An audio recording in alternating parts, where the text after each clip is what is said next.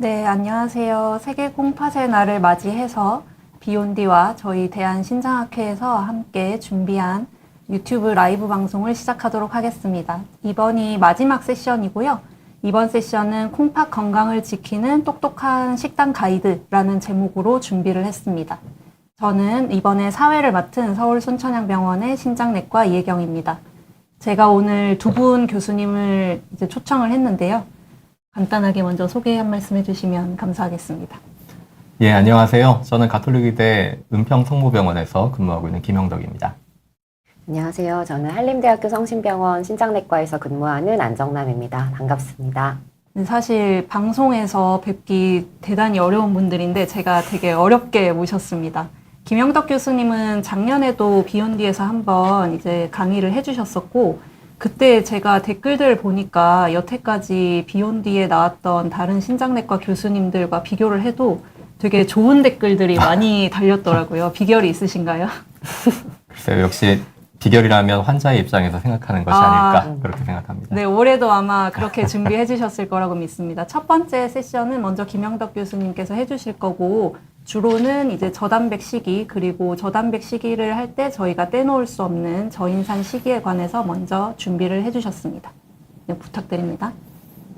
예, 그러면 바로 시작을 해보겠습니다. 저희가 이제 콩팥 건강을 지키는 똑똑한 식단 가이드라고 하는 제목으로 오늘 두 가지 주제를 준비를 했는데요. 그중에 먼저 저는 저인산 그리고 저단백 식이에 대한 이야기를 좀 드려볼 겁니다.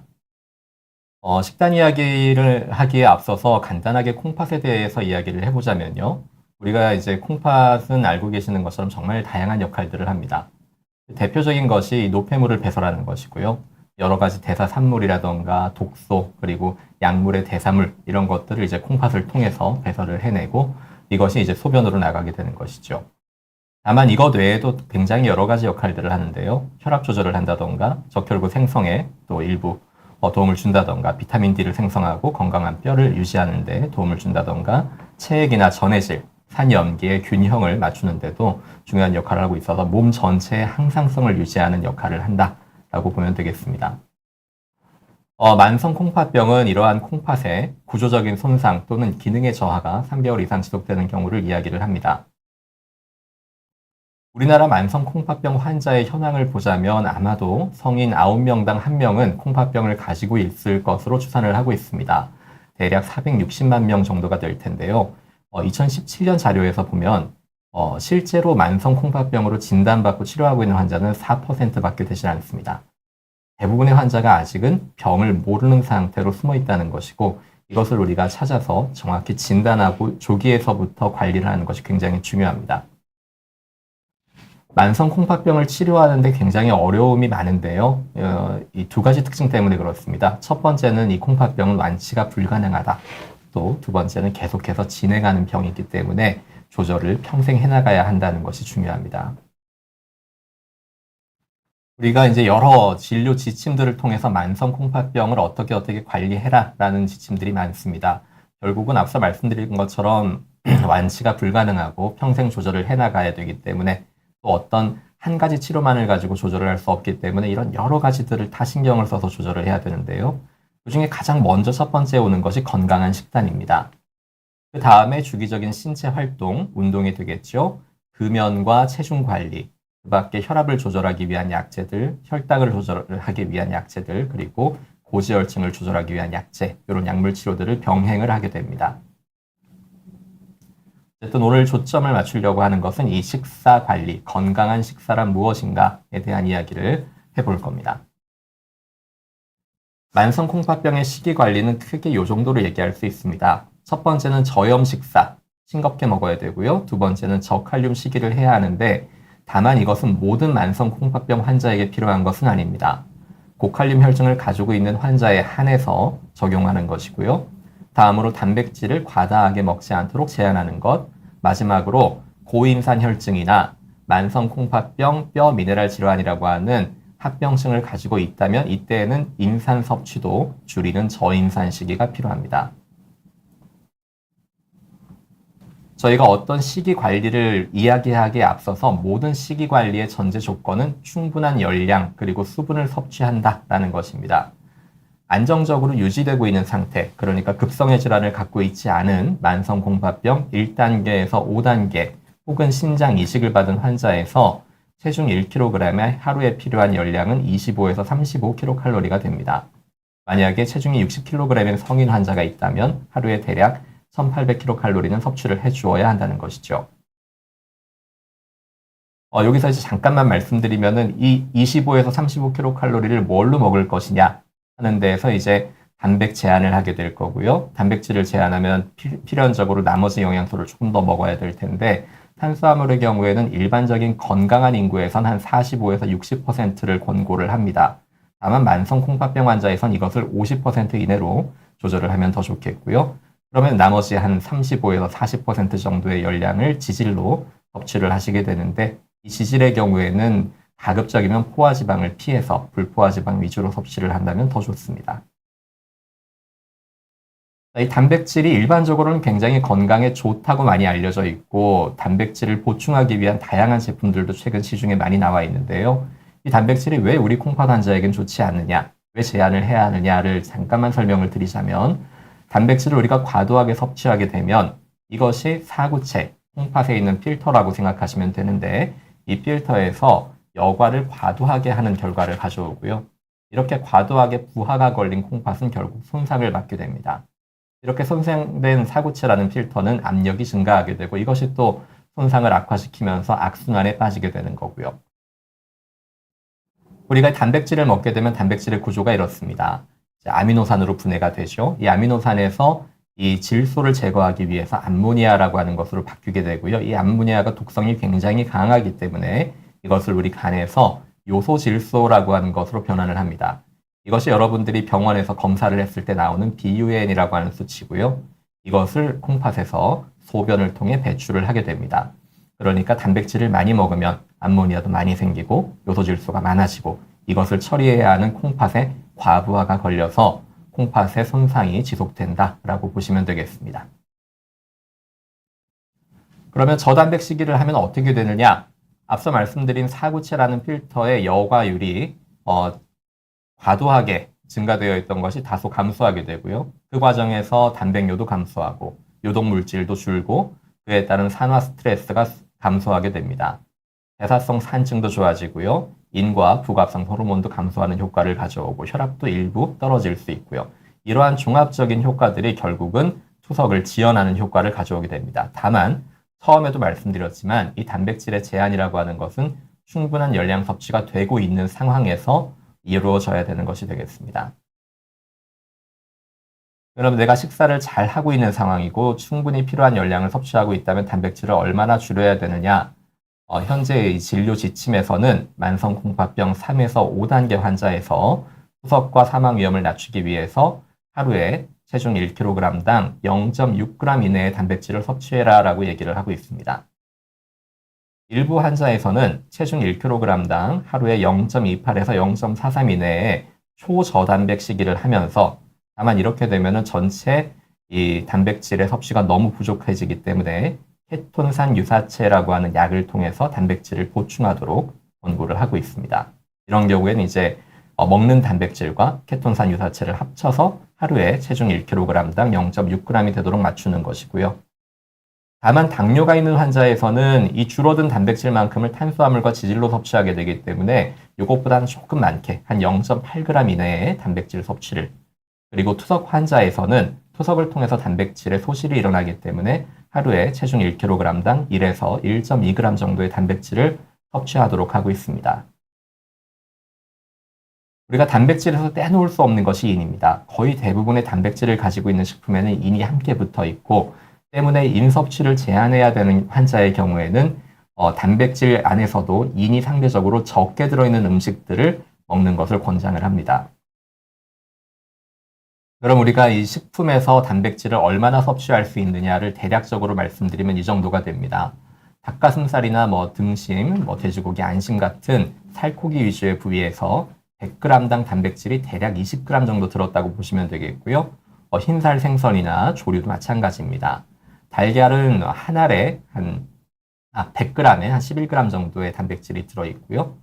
보시면 이제 잘 아시는 것처럼 대두라던가 땅콩과 같은 식물성 단백도 100g당 34, 26g씩 적지 않은 양이 들어 있습니다. 두부 반모의 경우에는 이제 한 8g 정도가, 그리고 의외로 쌀과 같은 곡물에도 단백질이 일부 들어가 있어서 우리가 쌀 반만을 먹게 되더라도 일부 단백질을 섭취하게 된다 하는 걸 또 알고 있어야 되겠습니다.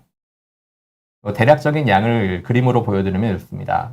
조그만 접시에다가 단백질, 돼지고기 60g 같으면 단백질 한 13g, 닭고기도 비슷하고요. 소고기도 그렇습니다. 비슷한 크기의 달걀, 보통 이제 대란이 되겠죠. 60g 정도 되는 달걀 한 알에 6g 정도의 단백질이, 그리고 고등어 한 토막에 12g 정도, 두부 반모 정도에 6g, 대두 20g이면 단백질이 한 7g 정도 됩니다. 이런 대략적인 추정치를 가지고서 우리가 단백질 섭취에 어떤 계획을 세울 수가 있겠는데요. 예를 들어서 만성 콩팥병 4단계 당뇨병을 가지고 있는 환자이고 70kg 정도 되는 환자라고 가정을 해보겠습니다. 그러면은 이제 체중 1kg당 30kcal로 계산을 해서 하루에 2100kcal를 섭취를 해야 되겠고요. 그 가운데서 단백질 섭취량은 체중 곱하기 0.8 해서 56g을 먹어야 되는데, 쌀밥 한 공기, 여기서는 이제 밥 한 공기 200g 기준인데, 여기에서 이제 쌀만 생각한다면 이제 마른 쌀 100g이 되겠죠. 그러니까 밥 한 공기에 6g의 단백질이, 하루에 3끼 드시면은 밥 3공기만 가지고 18g의 단백질을 먹게 됩니다. 그럼 여기에다가 소고기, 살코기로 60g 한 조각, 한 토막이 되겠죠. 단백질 13g, 대구 한 토막으로 단백질 12g, 두부 반모로 단백질 8g, 그리고 우유 한 잔으로 단백질 5g, 이렇게 해서 대략 한 56g 정도를 섭취하는 것을 하루 3끼에 나누어서 섭취를 하면 충분하겠다, 이렇게 볼 수 있겠습니다. 단백질을 잘 섭취하기 위해서는 앞서 말씀드린 것처럼 내 콩팥 기능에 맞추어서 하루에 단백질 섭취량을 계산을 먼저 하고요. 환자의 나이, 성별, 체중이라던가 근육량, 전신 상태 등을 고려해서 주치의와 상의하면서 조절을 하시면 더 좋겠습니다. 예를 들어서 80대 여성분, 근육이 굉장히 적고 걷는 것도 힘들고 다리가 앙상하게 가늘어진 상태에서 우리가 단백질을 지금 얘기하고 있는 0.6g까지 줄인다면 이 환자의 경우에는 근소실이 굉장히 심해질 것이고, 그로 인해서 병이 오히려 더 악화될 가능성이 높을 것입니다. 이런 환자에선 조금 더 많은 양의 단백을 섭취하는 것이 권고될 것이고요. 다만 이런 개개인의 개별적인 상황들은 환자마다 다르고, 그것에 대해서 저희가 일반적인 어떤 하나의 지침을 드리기보다는 주치의 선생님과 상의를 하시는 것이 가장 좋은 방법이겠습니다. 또 만성 콩팥병이 진행되어서 인 섭취에 제한이 필요하다면 앞서 말씀드린 인과 단백 비가 낮은 식품을 확인해서 복용을 하시고요. 앞서 우리가 예시를 드렸던 것처럼 단백질의 양을 계산해서 오늘 하루에 이만큼을 먹어야 되겠다라고 계산하고 나누어서 드시는 것이 좋겠습니다. 어떤 경우에는 동물성 단백이 더 좋다 혹은 식물성 단백이 더 좋다 하는 논란들이 항상 있는데요. 둘 중에서 어느 것이 더 우월하다라는 근거는 없습니다. 다만 어느 한 가지만을 먹게 되면은 일부 필수 아미노산에 부족함이 생길 수가 있어서 식물성 단백만을 먹기보다는 동물성 단백을 함께 드시는 것을 조금 더 권고하고요. 앞서 말씀드린 바와 같이 많이 먹는 거를 피하는 것도 좋지만 근육량이 너무 줄지 않도록 적당한 단백질을 먹는 것 또한 중요합니다. 그러니까 앞서 말씀드린 우리가 하루에 0.6 또는 당뇨 환자는 0.8g 이내의 단백질을 먹어야 한다고 해서 나는 아예 안 먹어서 0.1g이니까 더 좋을 것이냐? 그렇지 않다는 것이죠. 다음으로 이제 임산에 대한 이야기를 짧게 좀 해보겠습니다. 저임산 시기를 해야 하는 가장 중요한 이유 중 하나가 이 만성 콩팥병 뼈 미네랄 질환이 되겠습니다. 이것은 만성 콩팥병의 합병증 중에 하나이고요. 임산 수치가 높아지면서 고칼슘 혈증과 부갑상선 호르몬의 기능 항진이 동반되는 병입니다. 이것이 진행함에 따라서 뼈 질환이 심해지고 골다공증이라던가 혈관 석회화로 인한 심혈관 질환의 발생 위험이 높아지는 굉장히 위험한 질환이 되겠습니다. 결국 이것이 만성 콩팥병 환자의 사망 위험을 높이게 되고요. 이분은 좀 극단적인 케이스인데 이렇게까지도 갈 수 있다는 케이스를 하나 좀 보여드리려고 가져왔습니다. 45세 여성분, 비교적 젊은 분입니다. 사구체 신염으로 투석을 하고 있는 분이고요. 이분이 이제 투석을 잘 하고 계시다가 오랜만에 오셨는데 어깨와 팔꿈치가 너무 아프다라고 해서 오셨습니다. 보시면 칼슘이 11.2로 정상치보다 높고요. 인 수치가 11.1, 이것이 정상이 3.5에서 4.5니까 굉장히 높은 겁니다. 부갑상선 호르몬도 항진되어 있고요. 이 환자가 어깨와 팔꿈치의 통증으로서 해서 무엇 때문인가 엑스레이를 찍었더니 어마어마한 이 칼슘 덩어리가 관절에 이렇게 침착이 되어 있고 밖에서 봤을 때도 무슨 혹이 달려 있나 싶을 정도로 크게 덩어리가 보입니다. 이것이 이제 관절에 침범을 해서 환자의 통증을 유발하고 있었던 거죠. 결국 이 환자에선 철저한 인조절과 투석을 통해서 임 수치를 낮추고 그 이후에 점차로 덩어리도 작아지고 통증도 좋아진 치료를 경험한 환자입니다. 물론 모든 환자가 저렇게 가는 것은 아니겠지만 극단적으로는 저렇게까지도 악화될 수 있다라는 케이스를 보여드리는 거고, 그래서 우리가 이 임 수치를 유지하는 것이 중요합니다. 현재의 진료 지침에서는 혈중의 임 수치를 정상 범위인 3.5에서 4.5를 유지할 수 있도록 임 섭취를 제한해라라고 권고를 하고 있습니다. 부갑상선 호르몬 수치는 얼마가 좋다라고 하는 가이드는 없지만 투석 환자에서는 600 미만이면 좋겠고요. 고칼슘 혈증도 함께 조심을 해야 됩니다. 그래서 만성 콩팥병 3단계에서 5단계 환자에서 이 혈중의 임 수치를 정상 3.5에서 4.5로 유지할 수 있도록 임 섭취를 제한해야 하는데 고려할 것들은 몇 가지가 있습니다. 인 자체는 동물성 단백을 가진 식품에 다소 좀 적은 경향은 있지만 식물성 식품의 경우에는 생체 이용률이 좀 더 낮기 때문에 적당하게 우리가 생체 이용률을 고려해서 식사하는 음식을 선택을 해야 될 것이고요. 제일 중요한 건 이 가공식품입니다. 다양한 인산염들이 첨가제로 들어가고 이것은 생체 이용률이 거의 100%에 가깝게 흡수가 되기 때문에 이 첨가제를 피하는 것이 가장 중요합니다. 그 밖에 가공육, 가공치즈, 제과류 같은 거 주의해야 되고요. 삶거나 끓이는 조리 방법이 인을 한 절반까지 제거할 수 있어서 좋습니다. 우리가 이제 흔히 간과하는 것 중에 하나가 이 보존제인데요. 탄산음료에도 인이 들어있습니다. 이건 제가 좋아하는 탄산음료의 그 영양 성분표인데요. 여기 이제 원재료에 보면은 많이 들어있는 순서로 정제수부터 당, 시럽, 설탕, 과당, 그리고 임산이라고 하는 게 들어있습니다. 이 임산이라고 하는 것은 굉장히 다양한 종류의 형태로 식품을 가공할 때 보존제로 들어가게 됩니다. 이 식품 첨가물 또는 보존제가 이렇게 많은 종류들이 있고 이것들이 전부 다 임산을 가지고 있는 것이어서 우리가 조심할 필요가 있습니다.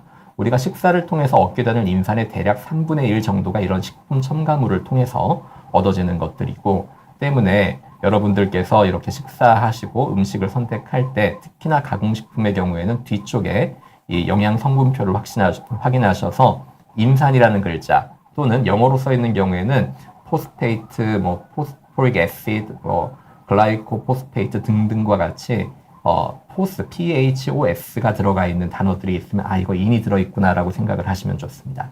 네, 방금 말씀해주신 내용이랑 좀 비슷한 맥락의 질문이 있어서 먼저 하나 좀 소개시켜 드리려고 하는데, 송하연님께서 아이스크림, 콜라, 맥주, 밀크커피, 찬물 자주 먹거나 마시는데 이거 다 피해야 되냐고 물어보셨습니다. 굉장히 좋은 말씀을 해주셨습니다. 아이스크림도 그렇고요. 이제 콜라, 맥주 등등 밀크커피, 커피 믹스 이런 것들이 굉장히 많이 들어있고, 특히나 이제 유제품을 포함해서 프림, 우리가 건조되어서 농축되어 있는 이런 유제품류에도 인이 굉장히 많습니다. 이런 것들은 피하시는 것이 좋고요. 그것뿐만 아니라 당분이 들어있는 대부분의 음료수를 보시면 이런 식으로 콜라와 같이 임산이 들어있습니다. 그래서 권하고 싶지는 않고요. 다만 찬 물을 드시는 것 자체는 상관이 없고, 최근 이제 판매되는 음료수 가운데 그냥 투명한 탄산수 있죠. 단맛도 아무것도 안 들어가 있는. 스파클링 워터 같은. 예, 그렇습니다. 그 경우에는 일반 물이나 큰 차이가 없기 때문에 인을 조절하는 측면에서는 드시는데 큰 문제가 없겠습니다. 저 5개 중에서는 찬물을 제일 권고하시는 건가요? 그렇습니다. 가급적이면 미지근하면 더 좋겠지만 찬물이 콩팥에 안 좋을 이유는 없겠습니다. 저희가 저 4개를 사실은 다 끊고 살면 너무 이 삶의 낙이 없어지지 않습니까? 그래서 주로는 맥주는 그러면은 교수님 같은 경우에는 얼마 정도를 드시라고 하시겠습니까? 저희가 이제 알코올이 콩팥에 안 좋다라는 직접적인 근거는 없지요. 하지만 간접적으로는 분명히 영향을 주는 것으로 알려져 있고, 통상적으로는 우리가 어떤 술이든 그 술잔으로 한 잔에서 2잔, 일주일에 한 번 정도를 권하고 있습니다. 맥주 같으면 이제 한 300cc 되는 맥주잔으로 한 잔만 드셔라, 이렇게 말씀드리고, 저도 실제 그렇게 하고 있습니다. 밀크커피 같은 경우에는 아무래도 인이나 칼륨 함량이 좀 더 높은 반면에 저희가 보통 마시는 이제 블랙커피나 아메리카노 같은 경우에는 그런 함량이 좀 적어서 그래도 조금 인 함량 면에서는 유리하지 않을까 싶고요. 보통 한 2-3잔 이내로 드시는 것은 크게 문제되지 않는다는 보고들은 꽤 있어서 뭐 너무 이제 다 포기하시기보다는 약간 줄여서 드시는 걸로 하시면 좋을 것 같습니다.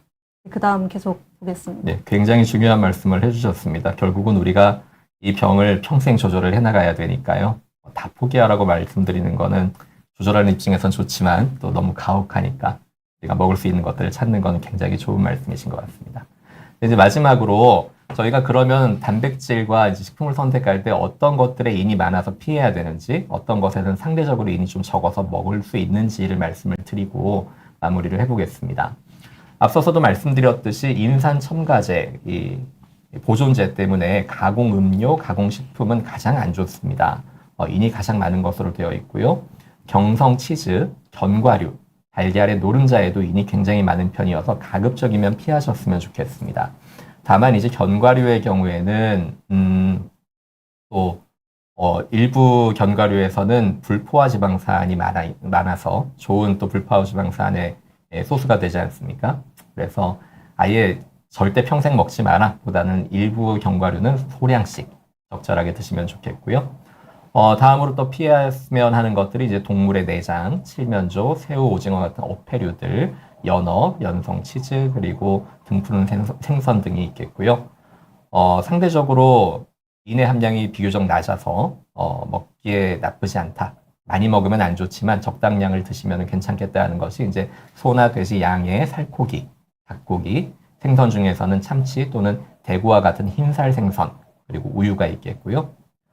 야채나 과일, 달걀, 흰자 같은 경우는 상대적으로 인이 적어서 우리가 좀 드시는데 큰 문제가 없겠습니다. 그 방금 말씀해 주신 대로 이제 인 단백비를 말씀해 주셨는데 사실 이게 환자분들 입장에서는 조금 와닿지 않을 수도 있을 것 같아서요. 그러니까 우리가 단백질을 결국에는 제한해서 먹어야 되는데 그 중에서 인이 너무 많이 함유된 음식들을 먹으면 결국에는 단백을 똑같은 양을 먹더라도 이제 인의 부하가 너무 강하게 들어오니까 최대한 인이 낮으면서 단백은 충분한 음식을 드셔라 이렇게 이해하시면 될 것 같고요. 아까 잠시 말씀해 주셨는데 동물성 단백이랑 사실 식물성 단백이 저희가 뭐 어느 것 하나 우월하다는 보고는 없기는 했는데 각 단백질의 장단점이라거나 뭐 특징이라고 할 만한 게 있을까요? 잠깐 말씀드렸던 것처럼 동물성 단백이 상대적으로 필수 아미노산을 좀 더 많이 가지고 있는 편이고요. 인의 경우에는 동물성 단백에 조금 더 함량이 적습니다. 다만 생체 이용률, 그러니까 우리 몸에 들어와서 흡수되는 정도를 보자면 식물성 단백이 조금 더 낮기 때문에 식물성 단백이 인이 상대적으로 좀 더 많이 들어있더라도 우리 몸에 들어와서 흡수되는 측면에서는 또 동물성 단백과 크게 차이는 없습니다. 그래서 어느 쪽 하나를 드시기보다는 같이 드시면 좋겠고요. 최근에 미국 국건형 자료를 가지고 재밌는 연구가 하나 있었더라고요. 이 환자들의 식사량에 따라서 동물성 단백을 많이 먹은 환자, 식물성 단백을 많이 먹은 환자 비교했더니 똑같더라는 거죠. 그래서 서로를 대체해도 큰 문제가 없겠다. 다만 이제 이 연구에서 주로 얘기했던 것은 첫 번째는 탄수화물을 적게 먹으니까 사망 위험이 좀 줄더라. 그리고 그 줄어든 탄수화물만큼을 단백을 좀 늘리고 불포화 지방을 좀 늘렸더니 그게 더 좋더라. 당분은 줄일수록 좋고 포화 지방도 줄일수록 좋더라 하는 것이 이제 이 연구의 주된 메시지였는데요. 그런 것들을 참고한다면 저희가 어떤 단백을 먹을까에서 식물이냐 동물이냐보단 여기에 인이 많은가 적은가, 가공했느냐 안 했느냐를 보시는 게 더 좋을 것 같습니다. 네, 용인 곰돌이님께서 인이 높으면 가려운 게 생기냐고 한번 여쭤보셨습니다. 어떻게 생각하시나요? 예, 제가 말씀드릴까요? 예, 예, 그렇습니다. 이제 뭐 사실 가려운 데의 원인은 굉장히 다양하죠. 제일 먼저는 피부가 건조해지는 것이 제일 큽니다. 만성 콩팥병 환자에서 피부가 수분을 제대로 유지를 하지 못하고 또 건조한 날씨와 맞물리면 그것이 더 가려움을 심하게 만들 수 있고요. 둘째로는 앞서 말씀드린 이 단백 섭취에 따라 늘어나는 요독 수치가 높아지면 이 요독 증상이 또 피부를 가렵게 하기도 하고요. 셋째로 지금 말씀해 주신 것처럼 이제 고인산 혈증이 심한 경우에는 가려움증이 좀 더 심해지는 경향이 있습니다. 초반에 김영덕 교수님께서 중요한 말씀을 해주셨는데 사실 저희가 이제 계속 저단백 시기를 조금씩 강조를 하다 보니까 또 오히려 이게 칼로리를 맞추기가 너무 어려워지는 거죠. 아까 전에 말씀하셨듯이 탄수화물을 대략 50% 정도로 맞춘다고 했을 때 이게 단백질 섭취를 좀 줄이면 저희가 이게 열량을 어떻게 맞출 수 있을까요? 그래서 이제 앞서서도 잠깐 2023년 연구 이야기도 말씀드렸습니다만은 탄수화물은 한 45에서 50% 정도가 좋을 것 같습니다. 당뇨 환자라면 45, 그렇지 않다면 50% 정도. 그리고 나머지를 이제 지방과 단백질로 섭취를 해야 되는데 단백질의 경우에는 저 개인적으로 이제 환자분을 진료할 때는 이 환자가 근육량이 충분하고 일상생활을 영위하는데 문제가 없다면 앞서 말씀드린 것과 같은 킬로그램당 0.6, 당뇨 환자라면 0.8g을 권고를 하고요. 그렇지 않은 환자, 노인 환자 혹은 체중이 계속 줄고 있는 분의 경우에는 그보다 조금 더 관대하게 한 1g 또는 1.2g까지를 권고를 하고 사실 여기에는 아직은 우리가 확실하게 이래도 좋다라고 말하기까지는 어렵지만 일부 연구들에서는 조금 더 많은 양의 단백을 섭취해도 그것이 사망 위험을 높이지 않는 것 같다. 초석 시기를 앞당기지 않는 것 같다라는 결과들도 있습니다. 그래서 우리가 단백을 제한하려는 노력 자체는 좋지만 말씀하신 대로 칼로리를 채우기 어려운 환자분들의 경우에는 조금 더 드셔도 죄책감을 좀 우리가 덜고 봐도 좋을 것 같습니다. 아까 말씀해주신 이 저단백 시기는 그 콩팥병 단계 몇 단계부터 시작을 하게 되죠? 저희가 보통은 만성 콩팥병 3단계에서 시작을 하게 되고요. 다만 그보다 낮은 단계에 있더라도 단백뇨가 많은 분들의 경우에는 조절을 하면 좋을 것 같습니다. 네, 그래서 앞서서 아마 다른 시간에 말씀하셨겠지만 지금 여기 뒤에도 나오고 있는데 그 콩팥 점수가 60점 미만이신 분들부터 이제 다 저단백 시기는 하는 걸로 그렇게 생각해 주시면 될 것 같고 그 케톤 유사체에 대해서 아까 잠시 말씀해 주셨는데 아마 많은 분들이 아직까지는 좀 생소하실 것 같아서 이거에 대해서 간략하게 설명해 주시면 좋을 것 같아요. 예. 이 이제 케톤 유사체의 경우에는 아미노산과 비슷한 형태로 이제 몸에 보충을 해줄 수 있는 이제 보충제라고 생각을 하시면 좋겠습니다. 아마 국내에는 아직까지는 케토스테릴이라고 하는 한 가지 약제만이 사용이 가능한데 아마 많은 선생님들께서 처방을 하시지만 아마 환자분들이 드셔보시면 이 약제가 좀 특유의 고약한 냄새가 납니다. 케톤 때문에 드시기가 좀 어려운 경우들이 많은 걸로 알고 있고 저도 그것 때문에 진료실에서 많이 어려움을 겪고 있습니다. 다만 방송 보시는 분들께서는 이런 약이 우리가 단백질을 상대적으로 좀 부담을 덜 가지면서 보충할 수 있는 방법이기 때문에 특히나 진행된 만성 콩팥병 3단계 이상의 환자분들에서는 가능하다면 좀 참고 드셔보시면 좋을 것 같습니다. 알약도 워낙 크더라고요. 맞습니다. 이게 또 많이 먹어야 되고 하다 보니까 우리 콩팥병 환자분들이 이게 드시는 약이 많은데 여기다가 커다랗고 많은 약을 좀 드리니까 사실 상당히 부담스러워 하시는 것들도 있는데 또 어떻게 보면은 이게 뭐 입증되지 않은 다른 영양제들을 드시는 것보다는 영양결핍이 있으신 분들에서는 이런 케톤 유사체를 좀 드시면 단백 보충이 충분히 되면서 좋을 것 같습니다. 네, 그 다음으로는 이제 안정남 교수님께서 저염식에 대해서 주로 말씀을 해주실 텐데요. 아마 비욘디에서는 처음으로 이제 강의를 해주시는 건데 사실 저희 학회에서는 발표도 상당히 많이 하시고 되게 유명한 교수님이십니다. 그래서 오늘 비욘디에 처음 오시게 된 소감을 한마디 해주시면. 네. 여기 스튜디오 처음 와서 시작 전에 이제 여기저기 구경도 하고 사실 지금 앞에 교수님이 너무 강의를 잘해주셔서 제가 좀 옆에서 잔뜩 긴장을 하고 있는데요. 일단 열심히 강의 준비했으니까 좋은 정보를 최선을 다해서 전달해 드리도록 하겠습니다. 네, 아마 안정남 교수님께서도 환자를 생각하는 마음을 가득 담아 준비를 해주셨을 거라고 생각합니다. 네, 시작하겠습니다. 제가 오늘 말씀드릴 내용은 저염식과 저칼륨식에 대한 내용이고요. 주로는 저염식을 좀 중점적으로 준비를 했고 저칼륨식이는 시간이 된다면 간단하게 준비하도록 하겠습니다. 저희가 이제 외래 진료실에서 많이 경험하는 이제 환자분 케이스를 하나 가지고 왔는데요. 78세 남자분이시고 20년 전에 당뇨가 진단돼서 이제 내원을 해서 검사를 하셨습니다. 흔히 얘기하는 이제 크레아티닌이 1.5로 약간 상승되어 있었고 사고체 여과율, 이제 흔히 이제 신장 점수라고 하는 이제 45점이었고요. 다른 단백 수치나 당화혈색소는 7.1%로 아주 높지는 않으셨고 나트륨, 칼륨, 칼슘 E는 이제 다음과 같았습니다. 소변 검사를 했더니 단백뇨가 좀 보여서 아마도 이제 의사 선생님께서 신장 질환 환자들에게 하는 이제 일반적인 식이요법에 대한 말씀을 하셨던 것 같습니다. 짠 음식 드시지 마세요. 고기 많이 드시지 마세요. 과일, 야채 줄여서 드세요. 견과류 줄여서 드세요. 사실 이제 거의 먹을 게 없는 수준으로 이제 이렇게 지시를 했고 환자는 이제 열심히 지켰습니다. 그래서 3개월 후에 이제 외래를 오셨는데 굉장히 좋아졌다고 생각하고 이제 오셨을 건데 신장 기능은 사실 27점으로 더 나빠져 있었고 알부민 수치도 떨어져 있었고요. 당뇨는 조절이 되셨지만 칼륨 수치가 3.0으로 떨어져 있었고 단백뇨는 줄어 있었습니다. 이제 이럴 때 의사들이 충분한 가이드를 주지 않는다면 사실 환자분께서는 하지 말라는 거 다 안 했고 인터넷에 찾아봐서 나오는 거 먹지 말라는 거 다 안 먹었는데 왜 내가 나빠지는지를 이제 모르실 수가 있는데요. 앞선 강의에서도 나왔고 한번 언급되었지만 사실은 이제 환자 상태에 맞는 식이요법이 굉장히 중요한 건데 시중에 알려진 것들을 다 지키신다면 아마 이렇게 오히려 더 결과가 나빠지는 경험을 하실 수 있을 거고요. 환자 개개인에 맞는 처방과 환자 개개인에 맞는 식이요법이 굉장히 중요합니다. 그 내용을 좀 중심으로 말씀을 드리겠습니다. 앞선 강의에서 말씀하셨지만 만성콩팥병의 식사요법은 일단 충분한 열량 섭취가 중요하겠고 그러면서 연분 조절과 단백질 조절이 이제 기본이 되겠고요. 필요할 경우에 이제 칼륨과 인과 수분 조절이 필요하겠습니다. 첫 번째 저염식에 대해서 말씀드리겠습니다.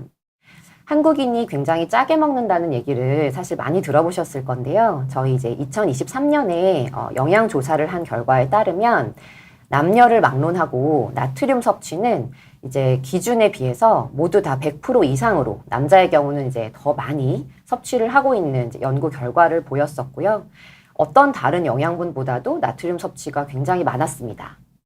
그러면 도대체 어떤 음식 때문에 이렇게 나트륨 섭취가 많은 것인가를 보게 되면 전체 그리고 남녀를 나누어 보았을 때 이제 공히 이제 크게 상위에 드는 것이 면, 만두류, 김치, 국, 항류, 찌개, 전골류 여기가 굉장히 높은 범위를 차지합니다. 그리고 양념류까지 이제 5위를 차지하는데요. 저도 이제 환자분들께 이제 버릇처럼 말씀드리는 게 국, 항, 찌개, 전골 줄이세요. 국물은 제발 드시지 마세요. 혹은 줄이세요라고 말하고요. 김치도 줄여서 드시라고 말씀을 하는데 여기에 이제 다 해당이 된다고 보시면 되겠습니다. 너무나 당연한 게 이제 음식 만들 때 들어가는 이제 나트륨 양을 본다면 양념류가 꽤 많은 비중을 차지를 합니다. 이제 한국인들이 굉장히 좋아하는 것들이죠. 뭐 소금, 고추장, 된장, 간장, 젓갈, 장아찌, 김치. 사실은 많은 환자분들께서 그리고 나이가 드신 분들은 더더욱 포기하지 못하는 양념 중에 이제 하나일 텐데 여기에 나트륨이 굉장히 많이 함유되어 있다는 겁니다. 그리고 또 저희 한국인이 이제 굉장히 좋아하는 것이 이제 국물 음식일 텐데요. 이제 대표적으로 많이 이제 즐겨 드시는 국물 음식들의 나트륨 함량을 보게 되면 이제 짬뽕이 한 그릇에 뭐 4,000mg 정도이고 이제 굉장히 많은 이제 1인분 평균 제공량 기준으로 많은 이제 나트륨 함량을 이제 보이고 있는데요. 뒤에 계속 제가 이제 강조하고자 여기 슬라이드 밑에 계속 띄워놨는데 하루 소금 섭취 허용량은 소금 5g, 나트륨 2,000mg입니다. 그런데 짬뽕 한 그릇을 드시면 무려 하루 소금 섭취 허용량의 2배를 그 한 끼에 다 이제 섭취를 하게 되는 것이고요. 예를 들어 보았을 때 이제 아침에 일어나서 아침 식사로 간단히 김치찌개 드시고 점심에 이제 시간이 없으니까 간단히 또 라면으로 드시고 저녁에는 이제 회식을 한다거나 하면서 이제 짬뽕을 드셨다고 치면 거의 하루에 드시는 나트륨의 허용량은 섭취량은 하루 소금 섭취 허용량의 거의 2~3배가 금방 훌쩍 넘는 정도가 됩니다. 그래서 우리가 즐겨 먹는 국물 음식에 나트륨이 일단 기본적으로 굉장히 많이 들어있다라는 것을 알고 계셔야 되고요. 제가 모든 음식을 다 보여드릴 수는 없지만 음식별 나트륨 함유량을 이제 신호등처럼 양이 굉장히 많아서 섭취를 제한해야 되는 음식은 빨간색, 그리고 적당해서 가끔은 섭취해도 되는 것이 노란색, 양이 적어서 섭취를 권장하는 음식 이렇게 초록색에서 나타내서 몇 가지를 좀 보여드리도록 하겠습니다. 다 빨갛네요. 네. 사실 저도 준비하면서 이렇게 빨간색이 많았나 싶은 정도로 이제 한국인은 밥심이잖아요. 대부분의 밥이 이제 빨간색. 근데 이제 뭐 다 그런 건 아니겠지만 오곡밥의 경우는 초록색이었고 이제 흔히 먹는 뭐 볶음밥, 비빔밥 그리고 이제 뭐 참치김밥 흔히 한 끼 쉽게 때울 수 있는 이런 식사들이 다 빨간색이었습니다. 그리고 또 이제 국, 탕, 찌개, 전골류 드시면서 굉장히 힘을 많이 내시는데 공교롭게 다 빨간색 나트륨 신호등이었습니다. 그리고 많이 즐겨 드시는, 저 또한 즐겨 먹는데 이제 면 만두류도 다 빨간색이었고, 사실 제가 좀 놀란 부분은 나물도 굉장히 저희가 건강하다고 생각할 수 있고 막상 먹었을 때 짠맛이 좀 생각보다 덜 날 수 있는데 굉장히 나트륨 함량이 비교적 많은 축에 속했습니다. 그리고 또 많이 드시는 찜, 구이, 이제 이런 전이나 이제 고기, 육류도 나트륨의 함량이 비교적 많은 음식들이었고요. 다음과 같은 이제 뭐 떡볶이, 잡채 뭐 이런 것들도 빨간 불이 들어왔습니다. 그리고 처음에도 강조했듯이 이제 김치나 뭐 간장, 게장 이런 쪽도 뭐 아주 다 빨간색은 아니지만 그래도 가끔 섭취를 해야 할 정도로 나트륨 섭취량이 많았고요. 나트륨 이제 함유량이. 그리고 이제 간식으로 많이 섭취하는 이제 이런 맛있는 빵들도 역시나 나트륨 신호등으로는 이제 노란불이 켜졌습니다. 이제 드디어 나왔습니다. 초록색 불이 뜬 이제 음식이 나왔는데 이제 뭐 너무 예상하실 수 있게끔 이제 채소, 과일 등이 대부분이었고요. 근데 사실 또 이제 채소, 과일을 말씀을 드리려다 보면 이제 칼륨이 좀 걱정되실 텐데 그 부분은 뒤에 다시 언급을 좀 드리도록 하겠습니다. 그래서 우리가 실생활에 사실 굉장히 많이 먹는 음식 중에 나트륨 함유량이 많은 것이 생각보다 많더라라는 것을 사실 인지를 하는 것이 일단 첫 번째로 필요하겠습니다. 계속 비슷한 내용을 제가 말씀드리고 있는데요. 한국인이 자주 먹는 음식 이제 10위권에 있는 음식들 중에 나트륨 함유량 이제 이런 것들이 굉장히 많다라고 알고 계시면 되겠습니다. 그러면 이렇게 나트륨을 줄여라, 소금을 줄여라, 짜게 드시면 안 된다라고 이제 의사들이 이제 입버릇처럼 얘기를 하는데 왜 그렇게 안 좋은 건지 일단 이제 가장 신장 환자한테 밀접하게 이제 저희가 말씀드리는 것을 좀 보자면 일단 혈압을 상승시켜서 이제 고혈압을 유발을 하고요. 그러니까 없던 혈압도 생길 수 있게 하고 고혈압 환자들은 혈압 조절이 굉장히 어렵게 하는 것이 이제 고염식입니다. 그리고 콩팥 기능을 저하시키고 사고체 손상을 유발해서 이제 만성 콩팥병의 속도를 빠르게 하는, 진행 속도를 빠르게 하는 중요한 위험 요인이 되겠고요. 이제 그 외에도 이제 혈관 세포를 손상시키고 각종 이제 전신 염증을 유발시켜서 뭐 심장에도 부작용을 일으키고 뭐 골다공증이랄지 그리고 위, 뭐 당뇨, 비만, 과체중 등의 이제 우리가 알고 있는 대표적인 이제 만성 질환에 모두 다 나쁜 영향을 미친다고 알고 계시면 될 것 같습니다. 그럼 이제 반대로 이제 환자분들이 물어보시겠죠. 소금을 줄이면 그럼 정말로 내 몸이 좋아질 거냐? 저희가 이제 몇 가지 연구 결과를 좀 보여드리면, 이제 대쉬 식단이라고 하는 건 이제 혈압을 좀 낮추기 위한 지중해식 식단이라고 그냥 간단히 아시면 되겠는데요. 일반 식단을 한 사람과 그리고 건강 식단을 한 사람을 비교해 보았을 때, 이제 하루 섭취 소금량이 8g이었다가 이제 4g으로 줄어든다고 가정을 했을 때, 이제 수축기 혈압이 굉장히 많이 이제 급격하게 감소하는 것을 이제 볼 수가 있습니다. 그리고 이제 이거는 외국 사례인데 영국과 이제 일본에서 이제 전국적인 이제 소금 섭취를 줄이기 위한 이제 운동을 한 끝에 소금 섭취량을 이제 이렇게 줄였을 때 사망자 수가 굉장히 많이 줄어들었다는 것을 볼 수 있겠고요. 대부분 이제 흔히 심근경색, 협심증이라고 얘기하는 이제 허혈성 심장 질환이 줄었고 뇌졸중 발생이 줄었습니다. 혈압이 줄어들었다는 연구 결과도 보여주었고요. 일본에서도 역시 마찬가지로 굉장히 소금을 많이 먹던 것이 이제 전국적인 노력으로 소금 섭취량을 줄었더니 뇌졸중으로 인한 사망률이 다음과 같이 줄었다고 합니다. 국내에서도 다르지 않습니다. 예전 데이터이기는 한데요.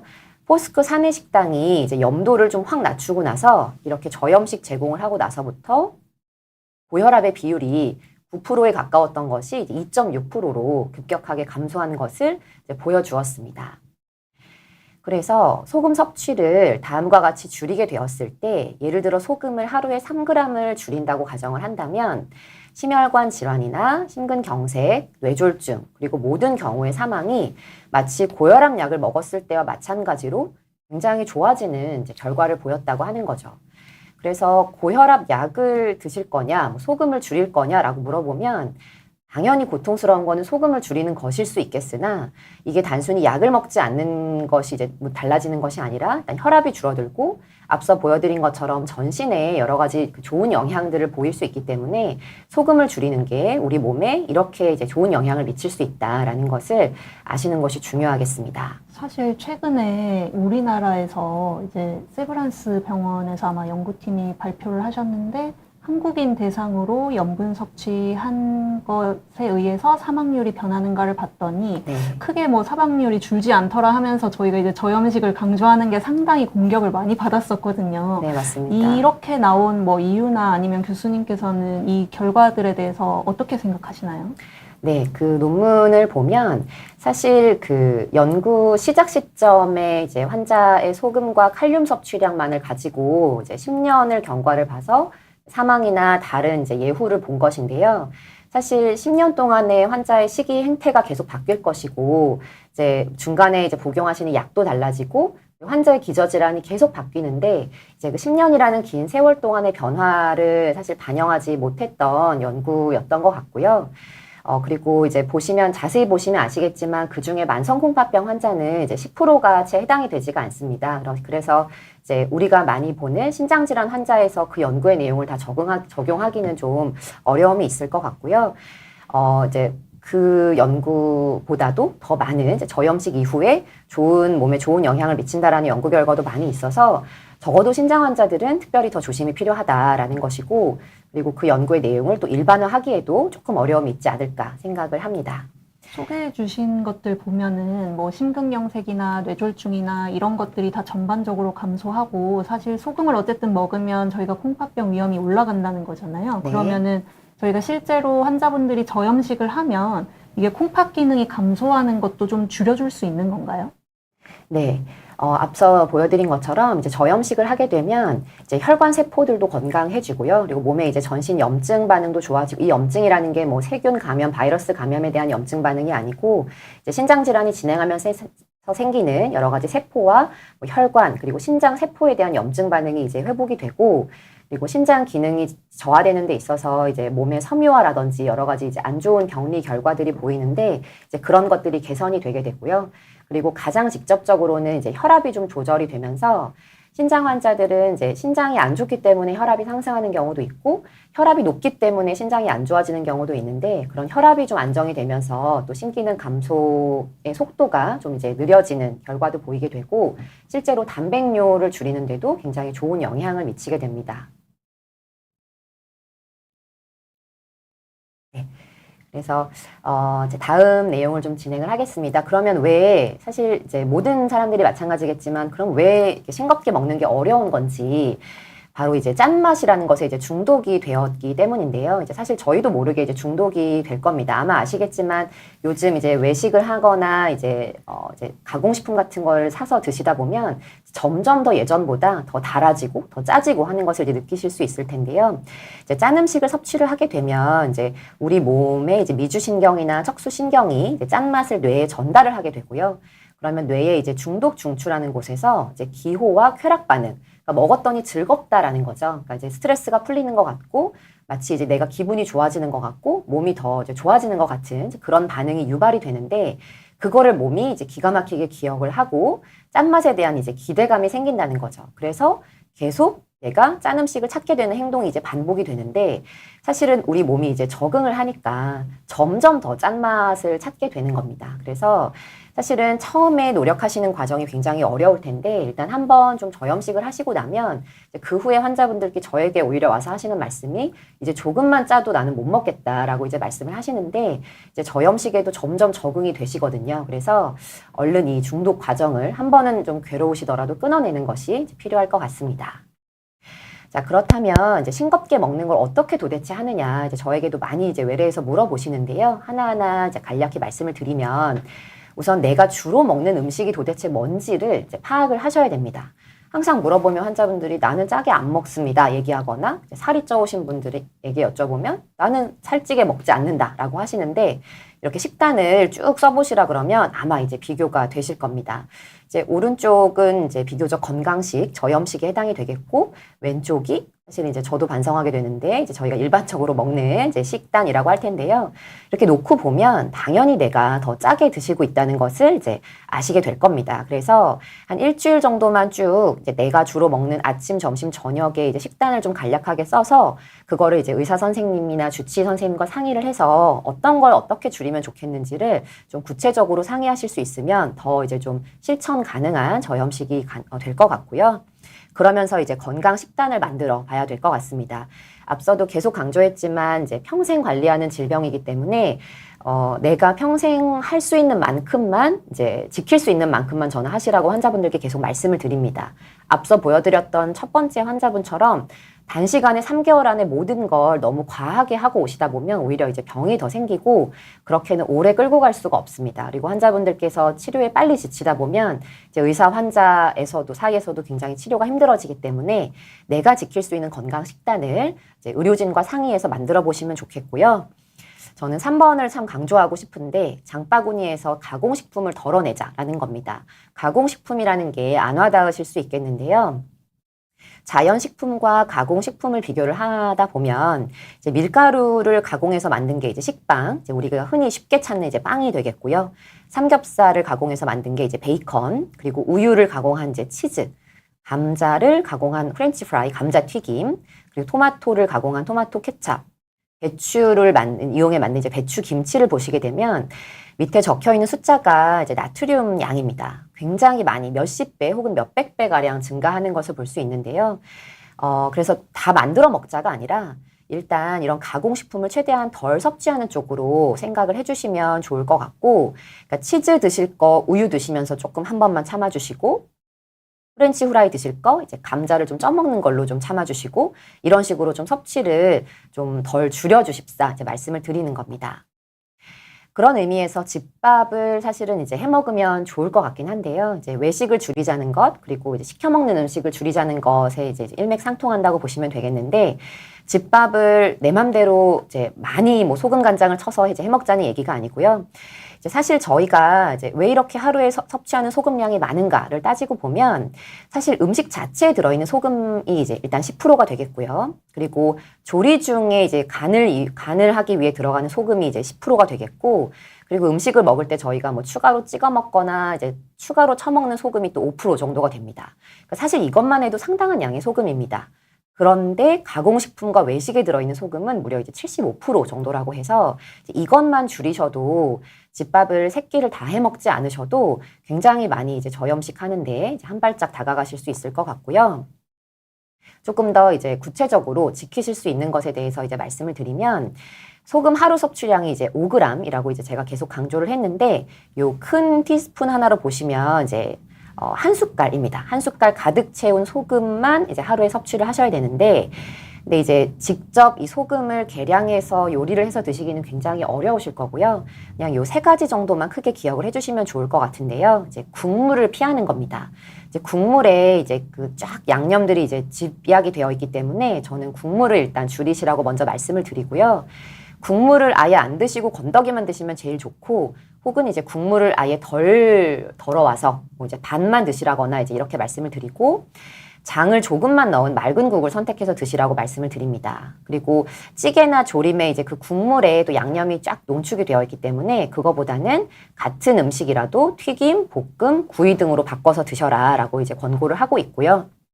앞서 말씀드렸듯 가공식품, 김치, 장아찌, 젓갈류는 피하는 거고, 배추김치보다는 이제 소금이 좀 덜 들어간 겉절이나 무, 초절임 등을 좀 활용하시면 좋을 것 같습니다.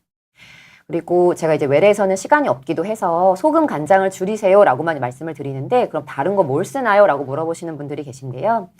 이제 다른 맛으로 이제 양념을 이제 내시면 될 것 같습니다.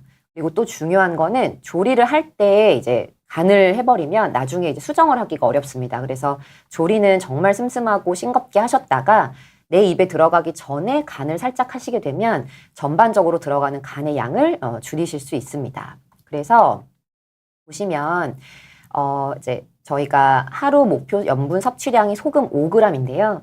저희가 따로 간을 하지 않아도 자연식품 속의 나트륨 양이 무려 2g이 들어간다고 합니다. 그러면 내가 추가로 요리할 때 쓸 수 있는 양념은 하루 소금 3g만 가능하고요. 그걸 3끼로 나누게 되면 소금 1g씩만 한 끼에 사용을 하셔야 됩니다. 그래서 보시면 이제 소금이나 간장들이 워낙 이제 소금량이 많기 때문에 이제 이런 쪽을 더 줄여서 이제 사용을 하시는 것을 이제 권장을 하게 되겠고요. 짜게 드시는 것보다는 이제 다양한 맛을 활용하시라고 말씀을 드립니다. 그래서 신맛, 단맛, 매운맛, 고소한 맛, 향긋한 맛 등으로 이제 요리를 하신다면 조금 더 이제 저염식에 질리지 않고 그리고 소금 간장을 좀 덜 드시면서 맛있게 식사를 하실 수 있을 것 같습니다. 그리고 이제 외식을 줄이는 것을 말씀을 드렸는데요.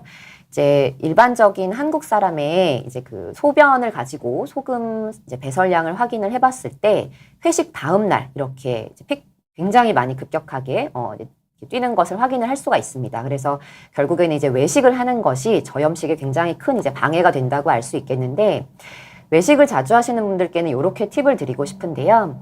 일단 메뉴가 여러 가지 나올 때 특별히 소금량이 많은 음식은 좀 남기시면 됩니다. 그리고 가능하다면 단골 식당을 만드실 수 있다면 조금 싱겁게 요리해달라고 이제 주문을 할 수 있을 것 같고요. 이제 급식하듯이 내가 직접 음식을 떠올 수 있는 식당이라면 짠 음식과 소스는 좀 덜 담으시면 됩니다. 간단합니다. 그리고 국은 이제 국그릇에 저희가 담지 말고 이제 밥그릇 같은 걸 활용해서 국을 담으면 아무래도 적게 담아지거든요. 그러면 덜 드시게 될 것 같고요. 그리고 의지가 있으시다면 점심에도 조금 싱겁게 드시는 도시락을 이용하는 것도 좋으실 것 같습니다. 그 앞에서 발리가고파님께서 질문을 해주셨는데 수박 대추가 콩팥에 혹시 좋은 건가? 뭐 신장에 대추가 좋다는 글들을 봤었는데 칼륨 함량이 좀 높다고 뭐 수박도 어디서는 좋다 그러고 어디서는 안 좋다 그러니까 이게 혼란스러우신 것 같은데 어떠신가요? 사실 저는 환자분들께 그렇게 말씀드립니다. 콩팥에 좋은 음식은 없는 것 같다라고 말씀드리고요. 근데 안 좋은 게 훨씬 더 많다. 우리 안 좋은 걸 피하자고 말씀드리고 사실은 칼륨을 걱정하신 것 같은데 칼륨은 저희가 이제 필요시에만 칼륨을 조절한다고 지금 계속 반복을 하고 있는데 일단 주치의에게 나의 칼륨 수치가 어떤지를 물어보시는 게 일단 중요하고요. 그래서 내가 칼륨을 조절해야 되는지를 일단 먼저 물어보십시오. 근데 칼륨 조절이 필요하지 않은 분들은 칼륨을 아주 엄격하게 조절하지 않으셔도 됩니다. 그러다가 이제 영양 불량 상태에 빠지게 되고 그리고 칼륨 함량이 많은 뭐 이제 야채나 과일을 드시면서 또 이제 배변이라든지 이제 이런 것들을 조절하시는 분들이 계신데 오히려 그런 쪽에 더 악영향을 줄 수 있기 때문에 일단 주치의와 상의를 해주시는 게 좋고요. 만약에 칼륨을 조절하셔야 되는 분들에 한해서만 말씀을 드리자면 어떤 과일이나 야채도 많이 한 끼에 드시는 것은 좋지가 않습니다. 그래서 이제 세 끼에 나누어서 적정량을 드시는 것을 이제 권장을 해드리고요. 이제 유독 이제 야채나 과일에 칼륨이 많이 들어있는 음식을 조금 이제 줄여 드시는 것을 이제 말씀을 드리고 수박 대추는 아주 많이 이제 칼륨 함량이 많은 이제 과일이나 뭐 야채는 아니지만 그래도 적지는 않습니다. 그래서 저것만 많이 드시는 것은 당연히 좋지 않을 것 같고요. 물도 사실 많이 물어보시는데 저는 목마르지 않을 정도로만 드세요라고 말씀을 드립니다. 사실 우리가 따로 먹는 물만 물이 아니고요. 일반 식품에도 다 이미 수분이 들어가 있어서 저희가 물을 섭취하지 않는 게 아니므로 일단 물을 많이 드시는 분들께는 뭐 특별한 이제 전해질의 이상만 없다면 더 줄여 드시라고 하진 않고요. 또 너무 안 드시는 분이 있습니다. 그런 분에게는 이제 하루 500cc라도 조금 더 드셔주십사 이제 말씀을 드리고요. 이제 저것도 역시나 의료진과 주치의와 상의하셔서 이제 나에게 맞는 이제 그 양을 드시는 것을 제일 권고드립니다. 사실 콩팥 기능이 나쁘지 않으신 분들에서는 오히려 칼륨 섭취를 많이 하면 그게 더 네. 좋다는 연구 결과들도 꽤 있잖아요. 네, 맞습니다. 근데 보통 환자분들이 또 수박은 보통 저희가 칼륨이 그렇게 높지 않은 음식이라고 말씀을 드리는데 그 1인 저희가 저함량이라고 하는 기준은 되게 조금이거든요. 보통 맞습니다. 한 조각 정도인데 네. 수박을 한 조각 먹는 분들이 거의 없다 보니까 결국에 그렇게 되면 고함량을 사실 맞습니다. 드시게 되는 거라 앞에서 이제 말씀해 주셨지만 모든 음식은 건강에 이제 다 중요하죠. 그런데 어느 것 하나 딱 중요하지 않은 것은 없지만 보통은 본인 상태에 따라서 저희가 조절해야 되는 음식이 있을 뿐이라고 생각하시면 될 것 같고 수분 섭취 같은 경우에도 이제 극단적으로 콩팥 수치가 많이 나쁘신 분들에서는 체중 조절을 해야 되는 경우에는 좀 제한을 해야겠지만 그렇지 않은 경우에서는 아까 말씀해 주신 대로 갈증을 느끼지 않을 정도로 드시면 되고 통상적으로는 뭐 한 1에서 3리터 정도까지는 드시는 데는 전혀 문제가 없을 것 같습니다. 예전에 아마 영국에서 좀 재밌는 연구가 있었는데 물을 먹는 양에 따라서 정상인에서 콩팥병이 생기는 비율이 어떤가를 봤더니 하루 2리터보다 많으면 좀 안 좋더라 네. 하는 결과가 있어서 아마 그것이 과도하게 사구체가 일을 많이 하면서 좀 과부하가 오는 것은 아닌가 싶어서 저 개인적으로는 말씀하신 것처럼 설명을 드리는 편인데요. 그래도 2리터는 넘지 말자라고 얘기를 하고 있습니다. 그 가끔씩 수분 섭취를 좀 많이 해야 되는 환자분들이 있잖아요. 어떤 특정 분들이 질환이 있을까요? 있죠. 네. 다낭신 이제 다낭 콩팥병 환자라고 해서 유전적으로 콩팥에 이제 모록이 많이 생기는 만성 콩팥병의 좀 어느 정도의 비중을 차지하는 환자군인데요. 그 환자분들께는 저희가 이제 질환의 이제 진행 속도를 좀 늦추기 위해서 수분 섭취를 많이 권고를 하고, 특히나 그 치료 약물을 드시는 분들은 이제 훨씬 더 많이, 뭐 4에서 6리터까지 드시는 분이 계실 정도로 그렇게 권고를 하고 있는데요. 그런 환자군이 아니고는 이제 의사 선생님과 상의해서 저희와 똑같이 이제 갈증을 느끼지 않을 정도만 드세요라는 말씀을 들으신다면, 네, 정말로 그렇게 하셔도 됩니다. 네, 이정아님께서 야채를 데치는 것도 효과가 있냐고 물어보셨는데 어떤가요? 네, 이제 아마 칼륨 얘기이신 것 같고요. 저희가 이제 칼륨 조절을 하셔야 되는 분들의 경우에는 이제 그 생으로 드셔야 하는 야채의 경우에는 뭐 과일도 마찬가지고요. 일단 껍질을 깎고, 껍질에 좀 많이 함유되어 있기 때문에 껍질은 버리시고, 야채 같은 경우는 이제 뿌리나 줄기보다는 잎을 선택을 하셔서 찬물에 좀 담가 두셨다가 이제 건져서 좀 헹궈서 드시라고 하고요. 근데 이제 또 데쳐야 되는 경우에 이제 주로는 이제 팔팔 끓는 물, 그리고 물의 양을 좀 많이 하셔가지고 데쳐서 이제 그 후에 헹궈 드시면 이제 칼륨이 좀 많이 이제 소실이 됩니다. 그래서 칼륨을 그렇게 빼고 드시면 될 것 같고요. 근데 이제 아무리 그렇게 조심해서 드셔도 앞서 말씀드린 것처럼 내가 칼륨 조절이 필요한 환자분의 경우라면 이제 칼륨이 적게 들어간 이제 음식이라도 많이 한 끼에 이제 드시는 것은 이제 권고하지 않고요. 그래도 이제 줄여 드실 수 있는 방법이 있으니까 그렇게 적절히 해서 드시면 될 것 같습니다. 인생 후반전님께서 아마도 만성 콩팥병이 좀 진행하고 있는 단계신 것 같아요. 콩팥 수치 크레아티닌 말씀하신 것 같은데 아마 1.5, 1.7로 계속 올라가서 주위에서 또 콩팥이 나쁘다 그러면 그렇게들 또 뭐가 좋다더라 많이 말씀을 하셔가지고 아마 뭐 구기자, 오미자, 히비스커스 이런 거 먹으려고 하신다고. 근데 보통 이제 저희 병원에 오시면 다들 이제 드시지 말라 이렇게 얘기를 하는데 실제로 이런 것들 드셔도 될지 물어보셨습니다. 사실 뭐 저거 말고도 굉장히 많은 것들을 외래 진료 오시면 물어보시는데요. 이제 환자분마다 좀 다르게 대답을 하기는 하는데, 일단 앞서 말씀드린 것처럼 콩팥에 좋은 음식을 저는 모른다라고 말씀드리거든요. 그러니까 시중에 있는 음식을 드시고 이제 콩팥이 실제로 좋아지기를 기대하시는 마음도 제가 이제 있고 하니까 그런 음식은 없다라고 우선 말씀을 드리고, 오히려 조심하셔야 될 게 많다고 말씀드리는데, 근데 이제 저런 걸 드셔도 되는, 예를 들어 뭐 다른 약물을 이제 많이 드시지 않거나 뭐 간 수치나 신장 기능이 많이 안 좋으신 분들은 정 드시고 싶은 저 정도의 차들은 저는 뭐 드셔도 된다. 근데 많이는 드시지 마시라고 말씀을 드리고요. 근데 이제 제가 항상 주의를 드리는 게 뭔가 이제 첨가된 다른 성분이나 이제 그런 것들을 확인하지 못하는 것들은, 예를 들어 구기자 가루라고 하면 그 가루에 이제 어떤 게 들어가는지 이제 모르는 경우에는 그런 건 조금 이제 제한을 이제 하자고 말씀을 드리고요. 그냥 뭐 오미자차, 뭐 히비스커스 요 정도의 이제 섭취는 적정량 드셔보시라고는 말씀을 합니다. 하지만 신장이 좋아지지는 않는다라고 꼭 말씀을 드립니다. 네.